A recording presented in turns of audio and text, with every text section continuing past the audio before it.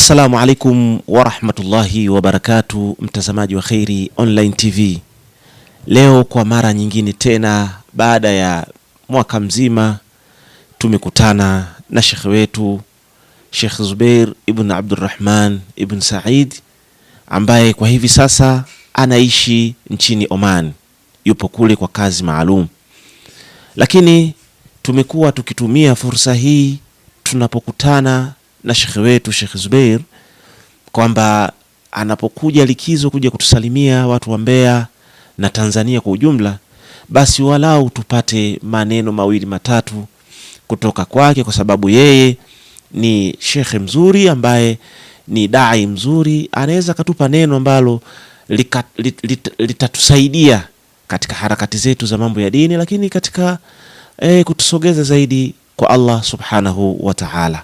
Hivyo leo tutakuwa naye na kile ambacho atakachotuandalia au ametuandalia, basi inshallah yeye mwenyewe atakisema. Lakini tunashukuru kwa yeye kutukubalia kufanya kipindi hiki, kwani ana mambo mengi sana na ana muda mchache sana. Hivi tunavyozungumza hana wiki nzima tena Mbeya hapa kukaa, anajiandaa kwa ajili ya kurudi safari yake Maskati nchini Oman. Kwa hivyo tuwe tayari kwa ajili ya kumsikiliza kwa kile alichotuandalia siku hii ya leo.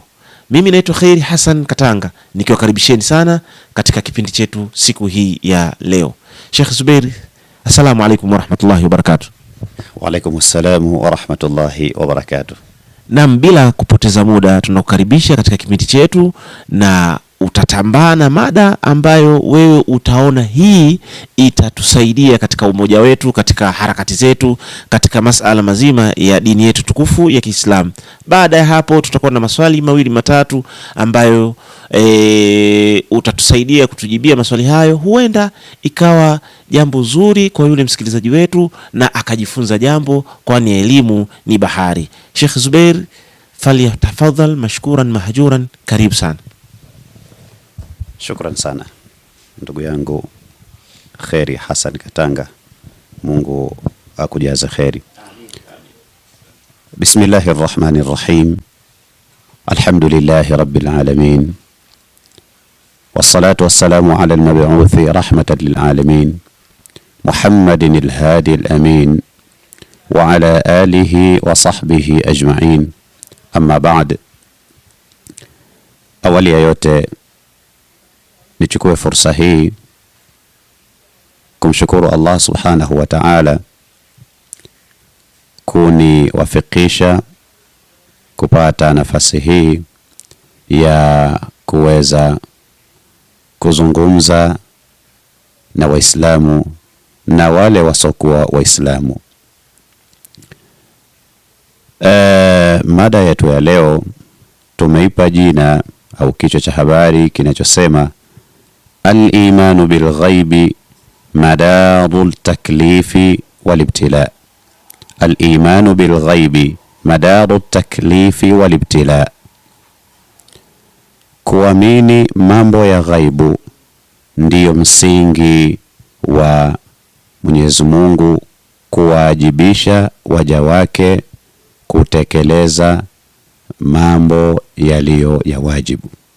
Kuamini ghaibu ndiyo msingi wa Mwenyezi Mungu kuweka au kuwajibisha waja wake kuyatekeleza yale alowaamrisha na kuacha yale aliyoyakataza. Halikadhalika kuamini ghaibu ndiyo msingi wa Mwenyezi Mungu kuwapa majaribu waja wake. Ile mitihani na majaribu Mwenyezi Mungu Subhanahu wa Ta'ala kaiweka kutokana na msingi huu wa kuamini ghaibu. Kwa nini tumeiteua na kuichagua mada hii? Mada hii ni muhimu sana, hususan katika jamii tuliyokuwa nayo leo.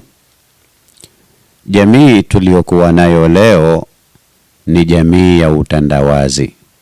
Dunia tulionayo leo ni dunia yenye mitandao ya kijamii.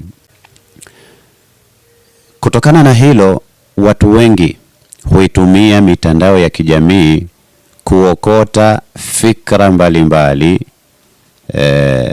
Katika fikra hizo zipo ambazo zina athari chanya, ni fikra sahihi, na zipo nyingine ambazo zina athari hasi, ambazo si fikra sahihi.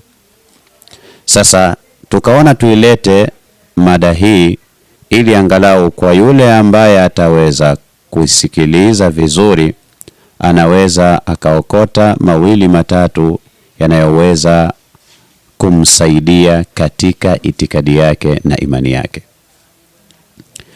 Awali ya yote, kwanza tujaribu kuliangalia neno alghaibu lina maana gani. Alghaibu lina maana ya mambo yasiyojulikana au jambo lisilojulikana, lisiloweza kutambulika kupitia ile milango mitano ya fahamu.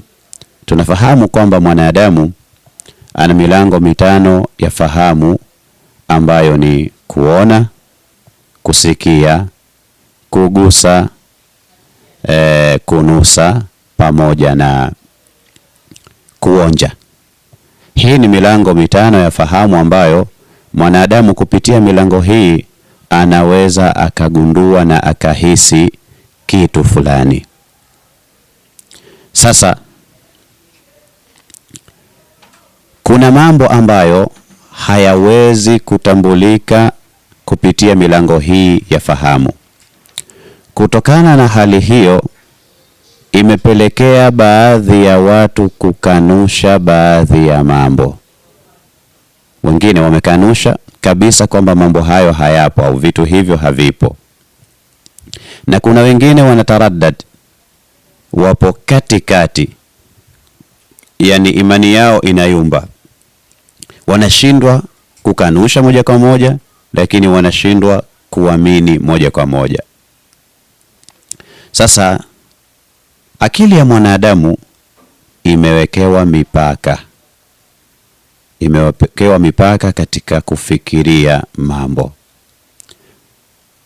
Kwa hiyo kuna baadhi ya mambo mtu hawezi kuyafikiria kupitia akili tu, bali anahitaji apate maarifa, apate elimu sawa, ili aweze kuchanganya na akili yake, hatimaye aweze kufikia kwenye lengo la kuamini kile anachokiamini katika imani iliyokuwa sahihi.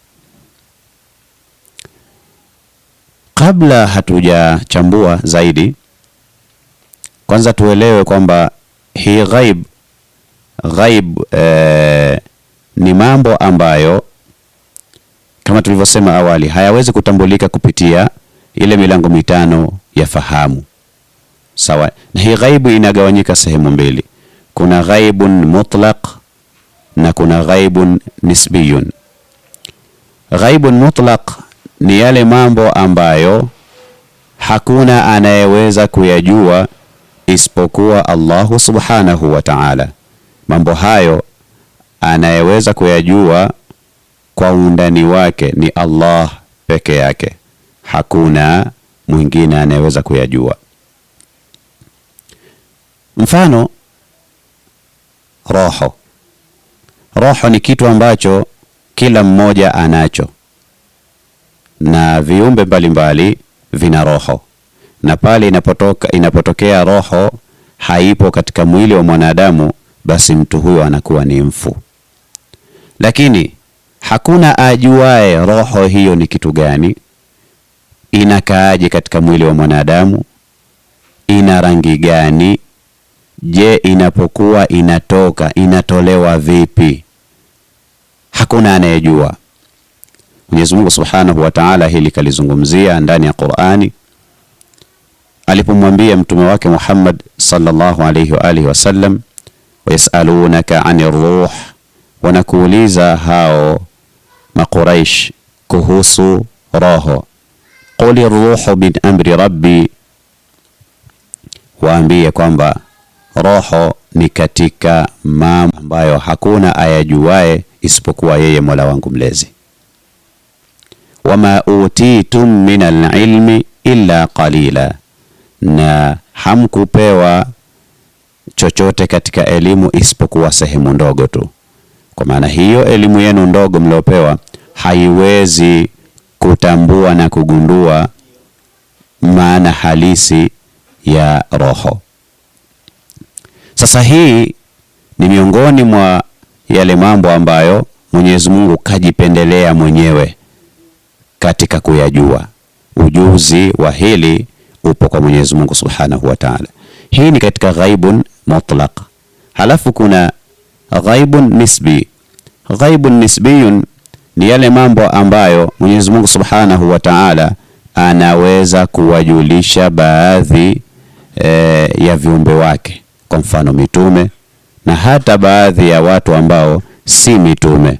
Hutokea wakati mwingine Mwenyezi Mungu Subhanahu wa Ta'ala akawajulisha, kama ilivyothibiti katika Qur'ani. Mwenyezi Mungu Subhanahu wa Ta'ala alimpeleka malaika kwa mama yetu Maryam bintu Imran, alimpelekea malaika katika kisa cha Bi Maryam bintu Imran na mwanawe Isa ibn Maryam. Mwenyezi Mungu alimpeleka malaika kwa Bi Maryam kwenda kumpa bishara kwamba utapata mtoto. Lakini Bi Maryam hakuwa mtume, alikuwa ni mja mwema tu. Lakini pamoja na hivyo Mwenyezi Mungu Subhanahu wa Ta'ala alimpelekea malaika yule, na akamuona yule malaika na akahojiana naye, akazungumza naye. Sawa, wakati malaika ni katika alamul ghaibi, ni katika mambo ya ghaibu, ni katika ulimwengu wa ghaibu ambao hakuna anayewajua hao malaika kiuhalisia kwamba wapoje.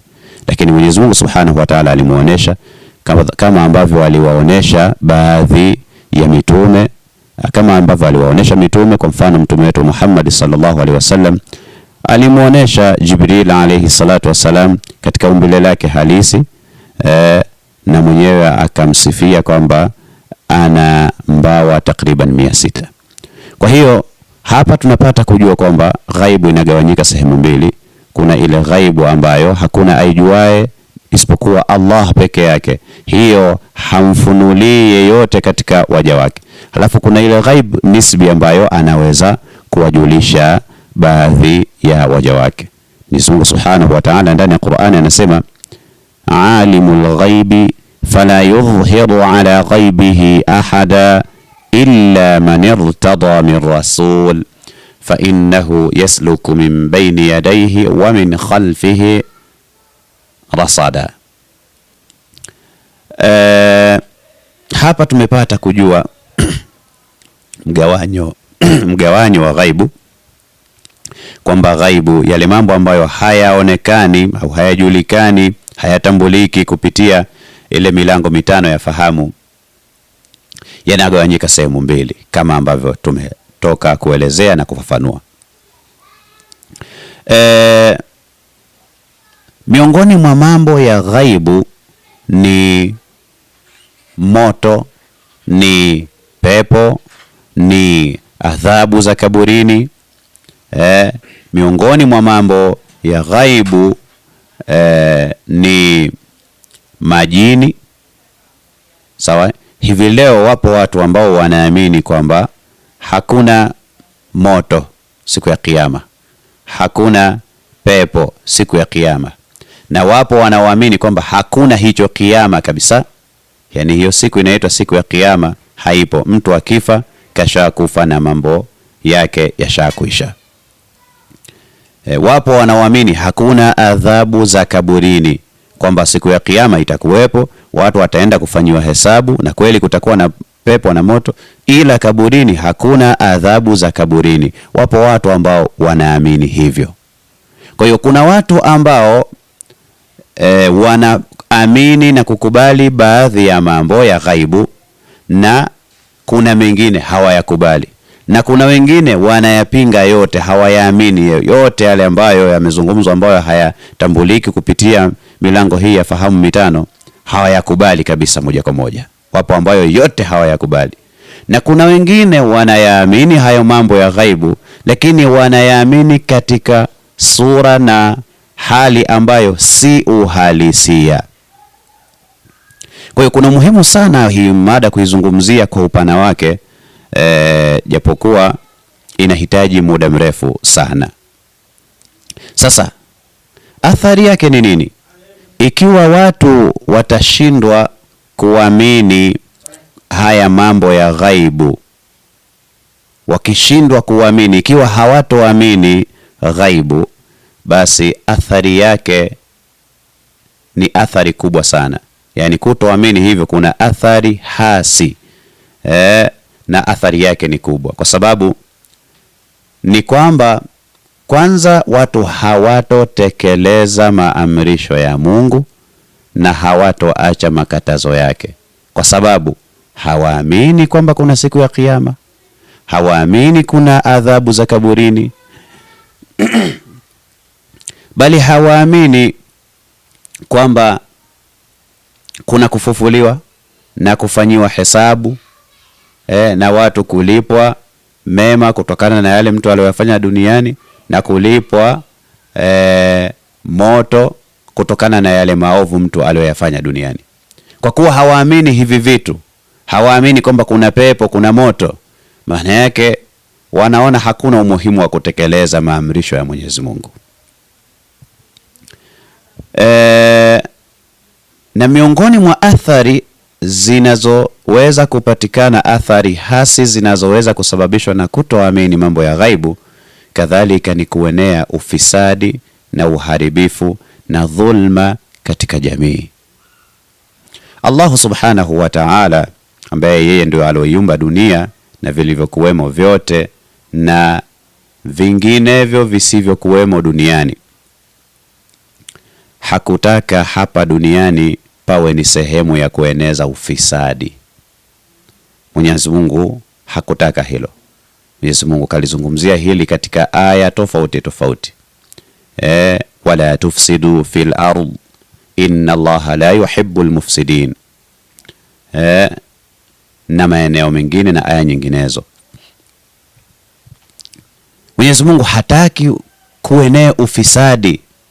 Mwenyezi Mungu hataki watu waishi katika mazingira ya kujihusisha na mambo machafu, tabia chafu katika jamii. Mwenyezi Mungu hakutaka hilo. Sasa ikiwa watu hawatoamini ghaibu, hawatoamini hayo tuliyoyataja, athari yake ni kwamba kila mmoja atafanya anavyotaka. Huyu atamdhulumu mwenzake, atamnyang'anya haki yake. Huyu katika kuhukumu hatotenda haki. Kwa sababu gani? Kwa sababu haamini yeye kwamba siku ya Kiyama, kwanza haamini kwamba kuna siku ya Kiyama, haamini kwamba kutakuwa na moto, kutakuwa na pepo, kuna adhabu za kaburini, kutakuwa na maisha mengine baada ya kufa, kuna maisha mengine ya barzakh. Mtu haamini hivyo. Haya ni katika mambo ya ghaibu. Kwa hivyo kila mmoja atafanya anavyojisikia hapa duniani. Matokeo yake ufisadi utaenea katika jamii. Kwa kuna umuhimu sana wa mtu kuwa na itikadi sahihi katika mambo ya ghaibu. Ieleweke kwamba Allah subhanahu wa ta'ala ni katika ghaibu, ni katika mambo ya ghaibu, kwa sababu Mwenyezi Mungu subhanahu wa ta'ala yeye haonekani kwa macho, haonekani, yani hatambuliki. Huwezi kumtambua kwa kusikia, kwamba utaisikia sauti yake. Mwenyezi Mungu subhanahu wa ta'ala hatambuliki kwa kugusa, kwamba utamshika hivi, utagusa, utahisi kwamba huyu ndo Mungu. Mwenyezi Mungu subhanahu wa ta'ala hutosikia harufu ya kuweza kujulisha sasa huyu ndiye Mungu. Na Mwenyezi Mungu subhanahu wa ta'ala huwezi ukaonja, ukamuonja Mungu halafu kupitia ulimi ukatambua kwamba huyu ndiye Mungu. Subhanahu wa ta'ala yeye ni miongoni mwa mambo ya ghaibu. Sasa Kuna watu wamepinga mpaka uwepo wa huyo Allah subhanahu wa ta'ala, huyo Mungu, na hoja zao ni kwamba haonekani wala hawezi kutambulika kupitia hiyo milango mitano ya fahamu. Ndio pale tuliposema al-imanu bil ghaibi madaru taklifi wal ibtila. Kuamini ghaibu ndiyo msingi wa kutekeleza wajibu alotuamrisha Allah subhanahu wa ta'ala, na ndiyo msingi wa Mwenyezi Mungu kutuwekea mitihani na majaribu. Kwa nini? Hivi unadhani lau kama Allah subhanahu wa ta'ala angekuwa anaonekana, watu wanamuona, watu wanamsikia, Mungu huyo yupo karibu anakuja mathalan, nani angefanya maasi? Kwa sababu Mwenyezi Mungu subhanahu wa ta'ala, ujuzi wake na uoni wake na kutambua kwake mambo ni muda wote, ni sehemu yoyote. Yani hakuna sehemu ambayo atajibanza mwanadamu, atakaa chonjo, atakaa faragha, atafanya jambo lake halafu Mungu asimuone wala asitambue. Kwa sababu Mwenyezi Mungu la ta'khudhuhu sinatun wala naum, kama Mwenyezi Mungu mwenyewe alivyojisifu, yeye hachukuliwi na usingizi, hasinzii wala halali, moja kati ya sifa zake. Na hana sifa ya kujihusisha na sehemu fulani, kwamba akiwepo Mbeya hapa basi hayupo Dar es Salaam, akiwepo Dar es Salaam Mwanza hayupo. Mungu hana sifa hiyo. Kwa hiyo popote pale mwanadamu atakapokuwepo, Mwenyezi Mungu yupo, anajua anayoyafanya mwanadamu, anaona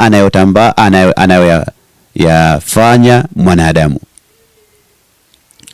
anaona, anatambua chochote atakachokisema mwanadamu. Allah subhanahu wa ta'ala anakisikia, kiwe cha siri, kiwe cha dhahir. Ya'lamu kha'inatal a'yun wama tukhfi sudur. Allah subhanahu wa ta'ala anaijua khiana ya jicho, khiana inayofanywa na macho Mwenyezi Mungu anaijua, na yale yaliyojificha, yaliyofichwa na vifua vyetu na mioyo yetu, Mwenyezi Mungu subhanahu wa ta'ala muttali'un alaiha, anayaona na anayatambua.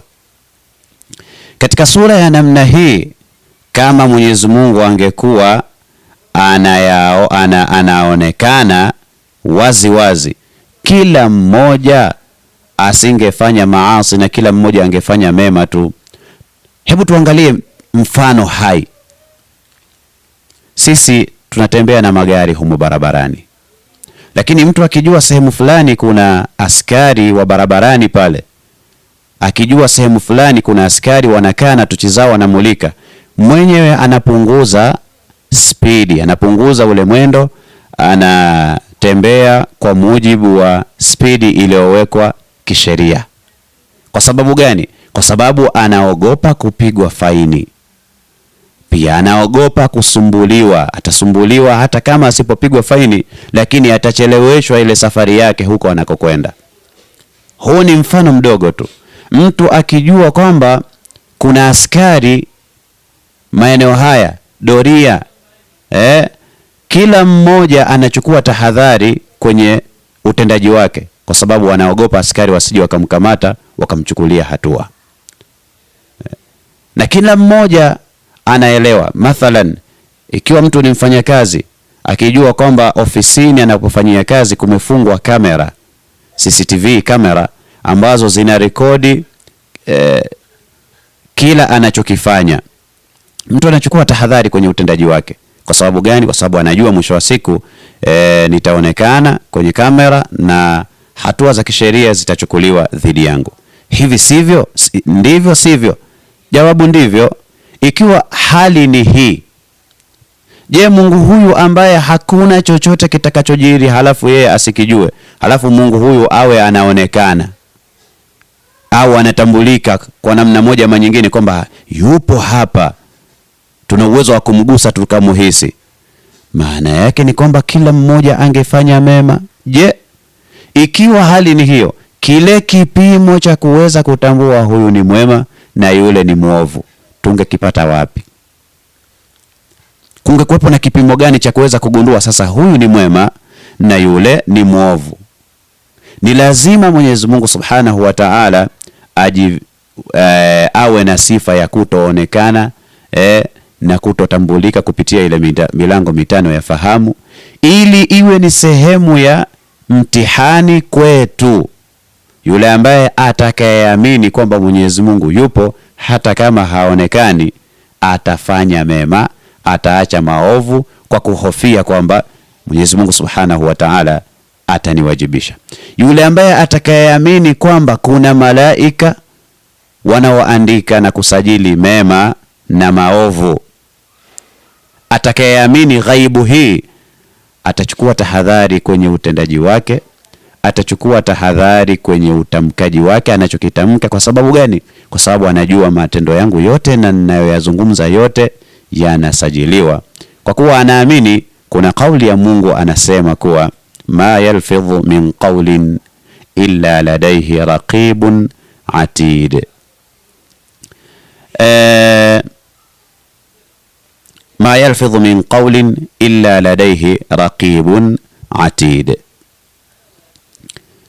Ndugu zangu, ndugu yangu unayenitazama na kunisikiliza, jaribu kuisafirisha akili yako dhidi ya haya ninayoyazungumza, halafu utakubaliana nami kwamba katika sura na hali ya namna hii kulikuwa ni lazima Mwenyezi Mungu Subhanahu wa Ta'ala awe haonekani kupitia milango hii mitano ya fahamu.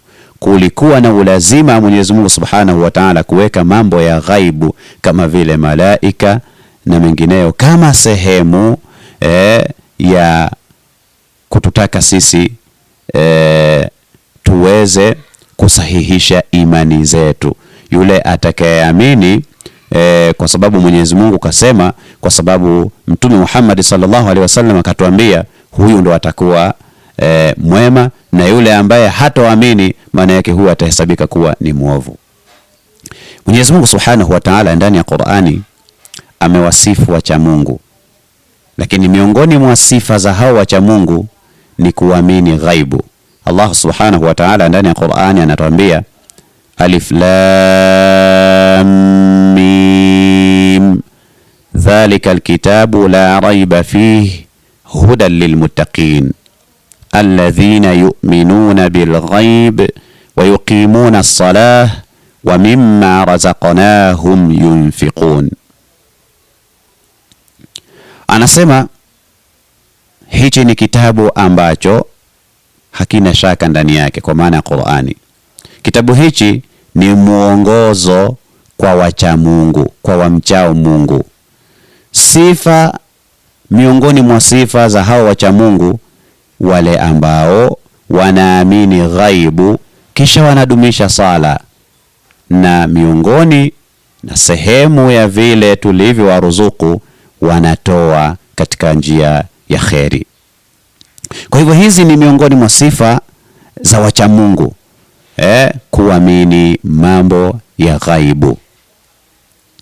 Kwa hivyo ile hoja ya kwamba Mwenyezi Mungu hayupo na kuna baadhi ya mambo mbalimbali hayapo eti kwa sababu hayaonekani na hayawezi kutambulika kupitia milango mitano ya fahamu, ni hoja mfu, ni hoja ambayo haina mashiko kwa mujibu wa maelezo haya tuliyoyatoa na ushahidi wa hizi aya tulizozisoma.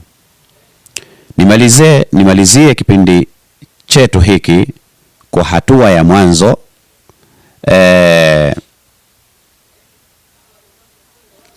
kupitia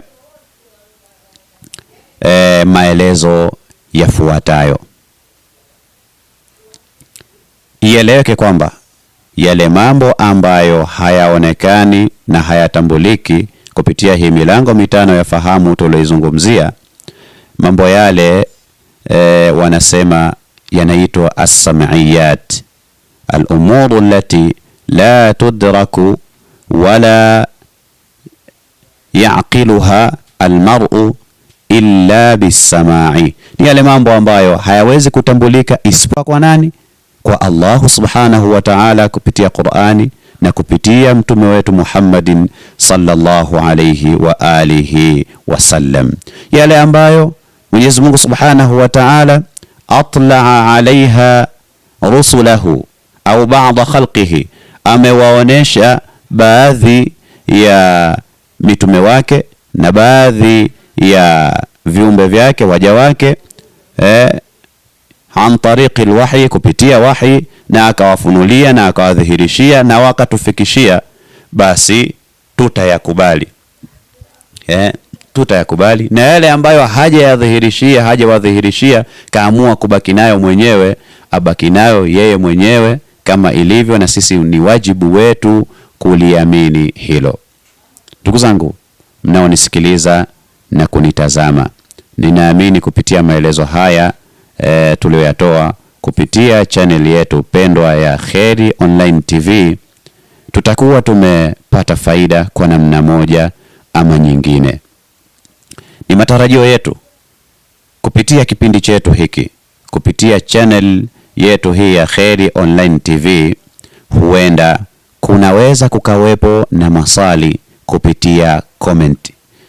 Hivyo tunakuomba mpenzi na mpendwa msikilizaji na mtazamaji, una haki ya kuweza kulike na kusubscribe pamoja na kucomment, ikiwa kuna sehemu pia ambayo tumekosea kwa namna moja ama nyingine, tunakubali sisi kuelekezwa na kurekebishwa, kwa sababu lengo ni kuleta faida katika jamii.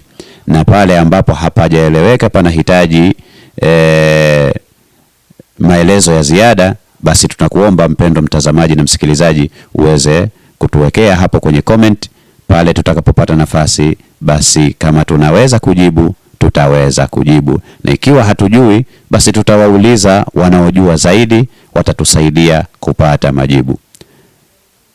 Kwa kufikia hapa, naomba kwanza nikomee hapa, niseme assalamu alaikum wa rahmatullahi wa barakatuh.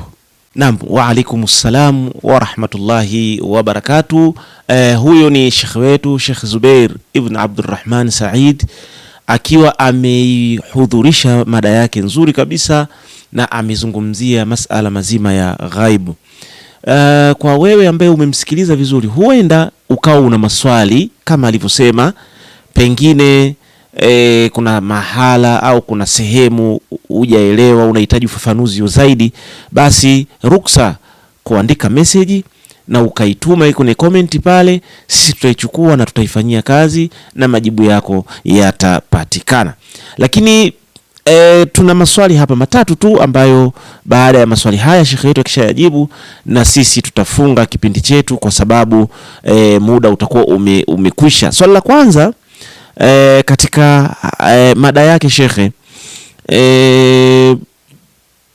mtu anasema hivi: mimi ni mpagani, nahitaji sasa kupewa elimu ya kumjua Mungu, yani Mungu wa kweli. Je, shekhe unanisaidiaje hapo kumjua Mungu wa kweli? Fanyeje? Karibu Sheikh Zubair kwa majibu. Shukran sana. Alhamdulillahi rabbil alamin, wassalatu wassalamu ala ashrafil anbiya'i wal mursalin wa alihi wa sahbihi ajma'in. Ndugu yetu anauliza, ikiwa mimi ni mpagani nahitaji kumjua Mungu wa kweli, nifanye nini? Kumjua Mwenyezi Mungu Subhanahu wa Ta'ala, kumjua Allah Subhanahu wa Ta'ala, kuna njia kadhaa, lakini mimi nitataja njia mbili. Njia ya kwanza kabisa ni mtu kufikiria kuhusiana na viumbe vyake Allah Subhanahu wa Ta'ala. Ukifikiria namna hii dunia ilivyoumbwa, ukifikiria namna mbingu Mwenyezi Mungu Subhanahu wa Ta'ala alivyozijenga pasi na nguzo, na zikawa ni madhubuti, na hakuna siku ambayo labda mtu alienda kule na ndoo akaenda kupaka rangi, au akaenda kule na simenti kwa ajili ya kwenda kuziba ufa. Tangu Allah Subhanahu wa Ta'ala alivyoziumba mpaka leo, zipo katika hali hiyo hiyo, hazina mabadiliko yoyote. Mwenyezi Mungu Subhanahu wa Ta'ala tangu alivyo liumba jua likawa kila siku linachomoza kutoka upande wa mashariki na kuzama magharibi, hakuna siku lile jua limebadilisha mwelekeo. Sasa likawa linachomoza magharibi linazama mashariki, au linachomoza kaskazini linazama kusini. Haijawahi kutokea. Lakini kila kimoja kati ya jua na mwezi, kila kimoja kinapita kwenye njia yake. Kila kimoja kipo pale pale Mwenyezi Mungu Subhanahu wa Ta'ala alipokiumbia. Kinapita kwenye njia ile ile Mwenyezi Mungu aliyokiumbia. Hii ni dalili ya kwamba kweli Allah Subhanahu wa Ta'ala yupo. Kwa sababu kuna watu wana itikadi kwamba hivi vitu vinajiendesha vyenyewe, vinakwenda tu, yani ilimradi. Na hii kuna hatari kidogo hapa, lazima tuligusie hili. Kwa mfano kuna watu ambao wana fikra ya kwamba kuna kitu kinachoitwa mabadiliko ya tabia nchi. Mabadiliko ya tabia nchi.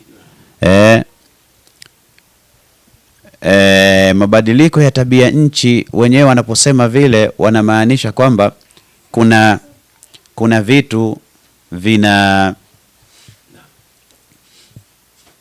yani vinajiendesha vyenyewe, inatokea tu kwa sababu ndio nature, yani vinakwenda by nature, ndio kawaida yake yenyewe, viko hivyo. Kwa mfano kuna mmomonyoko wa ardhi, kwa mfano kuna volkano, kwa mfano namna ya mvua inavyonyesha, upatikanaji wa mvua. Kuna mvuke unatoka baharini unakwenda unapanda juu, ukifika juu unaganda, ukishaganda unageuka barafu, ukishageuka barafu baadaye linakuja joto, kishapigwa ile barafu na lile joto lina katika vipande, likisha katika vipande basi yale mabarafu yanashuka huku chini. Kila yanavyozidi kushuka chini ndivyo yanavyoyeyuka na ndivyo yanavyotengenezeka matone ya mvua, hatimaye mvua inanyesha. Kwa wanatuambia kwamba hivi vitu vinajitokeza, vinajifanya vyenyewe, hali inatokea yenyewe by nature tu, kwamba ni nature. Kwamba hawasemi kwamba kuna anayefanya hii kazi. Sasa huu msamiati wa mabadiliko ya tabia nchi, labda pengine joto kutokea wakati fulani ikawa limekithiri, limezidi, baridi limekuwa kali zaidi tofauti na ilivyozoeleka, wanasema hii ni hali ya mabadiliko tabia nchi. Mvua kupungua, kwamba mvua sasa hivi zimekuwa chache. Hawasemi kwamba kuna anayeifanya hii kazi na pengine kuna sababu zinazopelekea hii hali. Wao hawasemi hivyo, wanasema ni mambo ambayo yanatokea. Sasa hii ni fikra ambayo ukiangalia moja kati ya athari zake itamtengenezea mtu mwisho wa siku, maana yake kutoamini kwamba kuna Mungu, kuna Allah ambaye ndiyo anayefanya hii kazi. Kwa hiyo moja kati ya vitu vya kumsaidia ndugu yetu huyu ambaye yeye haamini dini ni kufikiria hivi viumbe vya Mwenyezi Mungu. Je, ikiwa wewe unaamini haya mambo yanajitokeza yenyewe tu, ni mabadiliko tabia nchi, jaribu kujiuliza wewe, kwani hivi gari inaweza ikajiunda yenyewe? Inaweza kujiendesha yenyewe? Hata hizo gari tunazosikia sasa hivi ambazo zimeundwa zinajiendesha zenyewe bila dereva, kuna vitu vimesetiwa mule, kuna mtu kaitengeneza ile, kaiunda ili iweze kuwa katika mfumo ule. Haijajitokeza yenyewe tu kwamba ndio iko vile. Kwa hiyo hapa tunapata picha ya kwamba kullu mawjudin la budda lahu min mujidin, kila kilichokuwepo lazima kuna aliyesababisha, kuna aliyekitengeneza na kukifanya kiwepo kile. Kwa hiyo hii ni njia ya kwanza. Njia ya pili, nimesema kwamba kuna kitu kinachoitwa as-sam'iyat. Ni mambo ambayo hayatakiwi mtu kutumia akili. Mtu anatakiwa asikilize tu Mwenyezi Mungu kasemaje, mtume kasemaje. Kwa njia ya pili ni kufuata maandiko. Yale maandiko yale kuna watu waliyafanyia challenge Qur'ani, watu walifanyia challenge pamoja na ufasaha wao wote na uhodari wao wote, lakini mwisho wa siku wakagundua maneno haya hayawezi kuwa ni maneno ya kiumbe. Haya lazima kuna aliyeyatamka ambaye ndio huyo Allah subhanahu wa ta'ala. Sote tunajua kwamba Umar ibn al-Khattab kabla ya kusilimu alikuwa ni miongoni mwa watu ambao walikuwa wapinzani wakubwa wa Mtume Muhammad sallallahu alaihi wasallam, na alikuwa mbabe hata kabla ya Uislamu. Lakini siku Mwenyezi Mungu aliyompa taufik akaisikiliza Qur'ani kwa kina, akaitafakari, kaitazama ile Qur'ani kwa macho ya moyo, akagundua kwamba maneno haya hayawezi kuwa maneno ya kiumbe, na ndio siku hiyo hiyo alokwenda kusilimu, kuingia kwenye Uislamu.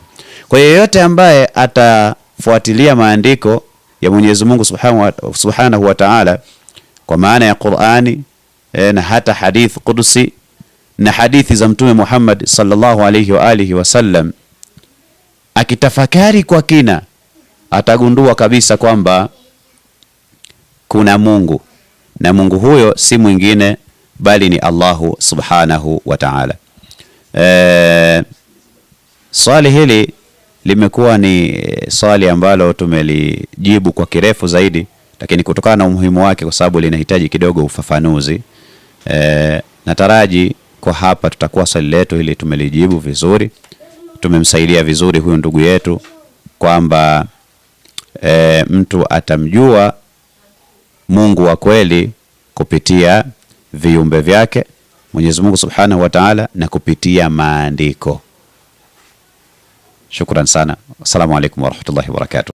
Naam, mtazamaji wa Khairi Online TV, kama ulivyomsikia shekhe wetu Sheikh Zubair akiwa amejibu vyema kabisa swali hilo kwamba kwa yule msikilizaji wetu na mtazamaji wetu kwamba yeye ni mpagani, ataamini vipi sasa uwepo wa Mwenyezi Mungu wa kweli? Bila shaka Sheikh Zubair katika maelezo yake, na mimi nikiongezea hapo katika jibu hilo, kwamba alizungumzia swala zima la akili. Kuna wakati Sheikh Zubair alizungumzia akili katika mada yake, lakini wote tunafahamu, tukitajua neno akili tunajua kabisa ni kitu ambacho kipo, ambacho ni ufahamu ambao anao mwanadamu katika kichwa chake. Na ndio maana kuna mtu ukimwambia wewe huna akili, mtapigana. Kwa sababu gani? Umemwambia hana akili, kwa sababu umemwambia hana nini? Hana ufahamu. Lakini leo mtu huyu ukimwambia nenda kaishike ile akili, hawezi kuishika. Kwa hiyo mwisho wa siku kuna vitu lazima uviamini kwamba vipo hata kama havionekani. Bila shaka Sheikh Zuberi, nitakuwa na mimi nimeongeza kitu kidogo katika majibu yako. Swali la pili, Sheikh wetu, Afrika tunaaminishwa kuwa dini hizi zimeletwa na wageni. Kwa maana au kwa mfano Ukristo umeletwa na wazungu na Uislamu umeletwa na Waarabu. Je, ukweli ni upi kupitia hili? Lakini je, ni ipi dini ya kweli katika hawa walioleta dini katika Afrika? Lakini pia Waafrika wengi tunaamini mizimu, miti, milima mikubwa ndo kwamba ndo zilikuwa dini za mababu zetu. Lakini baadaye walivyokuja wazungu, walivyokuja Waarabu, ndio tukaletewa Ukristo, tukaletewa na Uislamu. Sasa je, dini ipi ya kweli katika hilo? Sheikh Zubair, tunaomba majibu kwa ufupi inshallah. Shukran sana. Alhamdulillah wassalatu wassalamu ala rasulillahi wa alihi wa sahbihi ajma'in, ma ba'd. Dini ya kweli ni Uislamu. Na tumetoka hivi punde kusema kwamba mtu anaweza kutumia vitu viwili, kufikiria kwenye viumbe, kuhusu viumbe wa Mungu, lakini kupitia na kusikiliza maandiko. Sasa kwenye upande wa maandiko, Mwenyezi Mungu Subhanahu wa Ta'ala anasema inna ad-dina 'inda Allahil Islam. Tena Mungu kazungumza kwa msisitizo. Hakika bila ya shaka dini ya kweli, dini ya haki mbele ya Allah Subhanahu wa Ta'ala ni Uislamu. Na Mwenyezi Mungu akasema waman yabtaghi ghayra alislami dina, na yeyote atakayejichagulia na kuamini na kutaka kuifanyia kazi dini isiyokuwa na Uislamu, falan yuqbala minhu, hilo halitokubaliwa kwa Mungu, wa huwa fil akhirati minal khasirin, na mtu huyu kwa Mwenyezi Mungu atakuwa miongoni mwa watu walio siku ya kiyama atakuwa ni miongoni mwa watu waliopata hasara. Ama kuamini mizimu, sijui miti mikubwa kwamba inasaidia na inakidhi haja, labda milima, sijui mapango, vinyamkera na vinginevyo, vibwengo, sijui nini, haya yote ni shirki. Haya ni kumshirikisha Mwenyezi Mungu Subhanahu wa Ta'ala. Kwa sababu Allah Subhanahu wa Ta'ala alitunukulia ndani ya Qur'ani, anasema in tad'uuhum la yasma'u du'aakum walau sami'u mastajabu lakum wa yawmal qiyamati yakfuruna bishirkikum. Hapa Mwenyezi Mungu alikuwa hazungumzii hiyo miti na milima, lakini Mwenyezi Mungu anaonesha tu kwamba, anataka kutuonesha tu kwamba tunavyoviomba na kuamini vinatukidhia haja zetu na matatizo yetu, haviwezi kutunufaisha, na mwisho wa siku ya kiyama tutakuwa ni wenye hasara, na vipo ambavyo vitakuja kutukanusha, yakfuruna bishirkikum. Kwa hivyo kuomba jini au sijui shetani, kuomba sijui mti mkubwa, kwenda kuomba sijui pango, sijui mlima na vinginevyo, iman kwa kuitakidi na kuamini moja kwa moja hivi vitu vinasaidia na kukidhi haja zetu, au ni sehemu ya msaada kwamba Mwenyezi Mungu ndiye anayetutatulia, lakini Mwenyezi Mungu anatutatulia kupitia hawa, kwamba hawa nao wana nguvu fulani inasaidia, ukichanganya na uwezo wa Mwenyezi Mungu katika kukidhi haja zetu. Hii ni shirki, na ushirikina ndio dhambi ya kwanza ambayo Mwenyezi Mungu anaichukia, na ndio dhambi ambayo Mwenyezi Mungu hatoisamehe. Kuisamehe kwake ni mtu atubie, aachane na dhambi hii moja kwa moja, asirejee. Lakini akifa mtu katika hali hii ni motoni milele. Ama itikadi ya kwamba dini ya Ukristo, dini ya Uislamu zimeletwa na Waarabu na Wazungu, hili kwetu Afrika lina asilimia kubwa kwamba ni kweli Uislamu umeletwa na Waarabu, hilo hatupingi. Ukristo umeletwa na Wazungu kutoka pengine Ulaya na Amerika, hilo hatulipingi, hatulikatai. Lakini mwisho wa siku, je, ni dini ipi yenye maslahi mapana kwa mwanadamu hapa duniani na siku ya kiyama? Kama tulivyotangulia kusema awali kwamba ni Uislamu. Kwa hiyo sisi hatuangalii nani kaileta ile dini hii. Tukienda huko, maana yake huu utakuwa ni ubaguzi, na ni ubaguzi usiokuwa na sababu ya aina yoyote. Sawa? Kwa sababu leo kuna watu ambao ni Waislamu, wametambua haki, wametambua Uislamu wa kweli, dini ya kweli, lakini hawakufikishiwa na Waarabu. Wapo ambao wamefikishiwa na wazungu hawa. Wapo ambao ni Waislamu na wamefanya kazi kubwa ya kueneza Uislamu, na kuna watu wameukubali Uislamu. Sawa? Ndivyo hivyo. Kuna watu huko wengine ambao si Waislamu, ni Wakristo au wana dini nyinginezo, lakini pengine dini hizo wamepelekewa na Waarabu, kwa sababu wapo Waarabu ambao si Waislamu. Sawa? Kwa hiyo hii ni hoja ambayo haina mantiki na wala haina mashiko. Yani mtu asikatae hoja, yani Uislamu au dini ya kweli, dini ya haki kwa Allah Subhanahu wa Ta'ala, yenye maslahi yake ya duniani na siku ya kiyama, eti kwa kuangalia nani kaileta, kwa nini kaileta ile. Tukiwa na itikadi hii, tutaingia kule walipoangamia Mayahudi. Mayahudi walimkataa Mtume Muhammad sallallahu alayhi wa alihi wasallam, wakati kabla ya hapo walikuwa wakimsoma taarifa zake kupitia Qur'ani, wakiamini kuna mtu atakayekuja, huyu atakuwa mtume wa mwisho. Lakini Qur'ani nasema falamma ja'ahum ma arafu kafaru bihi, alipowajia yule ambaye walikuwa wakimtambua na kumjua kabla ya hapo, walimkataa, walimkufuru, walimkanusha. Kwa tukiwa na fikra hizi na itikadi hizi, maana yake tunaendelea kuishi kwenye itikadi za za Mayahudi, kuikataa haki hata kama wanaijua kweli ni haki, kwa sababu tu ya kuangalia aliyeileta ni nani, au aliyesema ni nani. Hii itakuwa ni hatari zaidi. Allahu a'lam. Naam, shukran sana Sheikh Zubair kwa majibu hayo, na twende swali la mwisho kabisa kwa ufupi sana. Msikilizaji wetu anauliza Mungu anaishi wapi? Basi baada ya hapo tufunge kipindi chetu inshallah. Jibu hili nitalijibu kama ifuatavyo. Swali hili nitalijibu kama ifuatavyo. Allahu subhanahu wa ta'ala alikuwepo kabla ya kuiumba hiyo wapi? Mwenyezi Mungu alikuwepo kabla ya kuiumba hiyo wapi? Hiyo sehemu ambayo tunaiulizia kwa kutumia hile neno wapi. Mwenyezi Mungu alikuwepo kabla ya kuiumba sehemu hiyo. Na Mwenyezi Mungu sasa hivi yupo kama alivyokuwepo kabla ya kuiumba hiyo sehemu. Na Mwenyezi Mungu hana sifa ya kuzungukwa na sehemu, kwa sababu sehemu hiyo ni katika viumbe vyake. Na kwenye masala haya wanawachuoni wametambaa kwa upana sana kwenye kuelezea kwa namna Mwenyezi Mungu Subhanahu wa Ta'ala alipojizungumzia ndani ya Qur'ani, Ar-Rahmanu 'ala al-'arshi istawa aamintum man fi as-samaa, na aya nyinginezo zinazozungumzia huo ujuu. Je, ni ujuu wa aina gani? Kuna ambao wao walitawakaf, waliamua kubaki kama ilivyo aya hizi wasizitafsiri.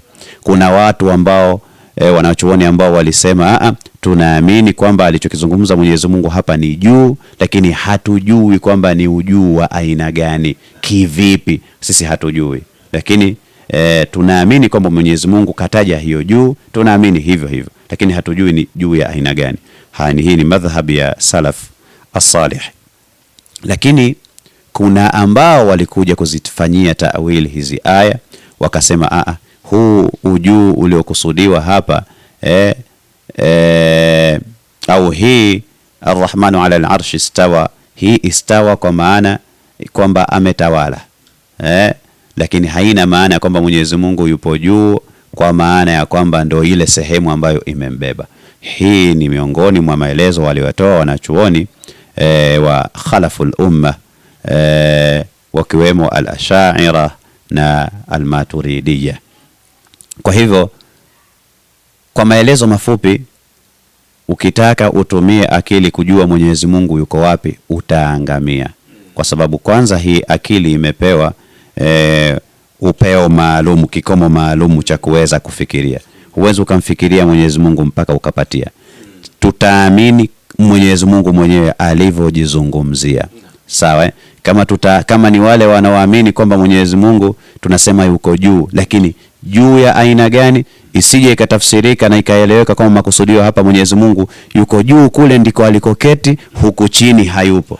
Hii sio tafsiri walioelewa wanawachuoni hao salafu as-salih na hata hao khalaf, yani wanachuoni wale wa mwanzoni karibu na Mtume Muhammad sallallahu alaihi wasallam, waliokuwepo zama za Mtume, na hawa waliokuja huku baadaye, wote hawajaleta ufahamu huu kwenye aya hizi. Wallahu a'lam. Naam, shukran sana Shekhe kwa majibu hayo, na bila shaka mtazamaji wa Khairi Online TV umepata majibu sahihi kabisa kwamba Mwenyezi Mungu alikuwepo kabla ya kuwepo hiyo wapi, kwa sababu swali limeulizwa Mungu anaishi wapi. Kwa hiyo Shekhe amejibu vizuri sana, lakini pia kwa kuongezea tu hapo kidogo kwamba Mwenyezi Mungu yuko sehemu yoyote ile ambayo wewe upo, basi naye Mwenyezi Mungu yupo. Wewe ukihisi kwamba mimi nimeingia chumbani huku nimefanya kitu fulani, Mwenyezi Mungu anioni, hapana. Mwenyezi Mungu anakuona, na wale malaika wake ambao kawapa hiyo shughuli au hiyo kazi ya kuandika mema yako na mabaya yako pia wanakuona. Kwa hivyo Sheikh kamalizia neno moja zuri sana kwamba binadamu amepewa ukomo wa akili kumfikiria huyu Allah subhanahu wa ta'ala kwamba Mwenyezi Mungu yuko wapi, na ukizidisha zaidi ya hapo unaweza kukufuru. Ukitaka ujue makubwa zaidi ya hapo unaweza kukufuru. Kwa hivyo tubaki tu kwamba Mwenyezi Mungu yupo, na insha Allah kwa yale ambayo ametuamrisha nayo mazuri tukiyafanya, ipo siku tutamuona kwa rehema zake, tutasikia harufu yake, tutapata vitu vizuri kutoka kwake. Lakini Allah subhanahu wa ta'ala yupo na si binadamu na hafanyani na chochote. Mpaka kufikia hapa tupo naye shekhe yetu Sheikh Zubair ibn Abdurrahman Said. Leo ametupa elimu kubwa sana, na kama tumekuchelewesha kutokana na muda, basi utusamehe. Naitwa Khair Hassan Katanga, wabillahi tawfiq, wassalamu alaikum wa rahmatullahi wa barakatuh.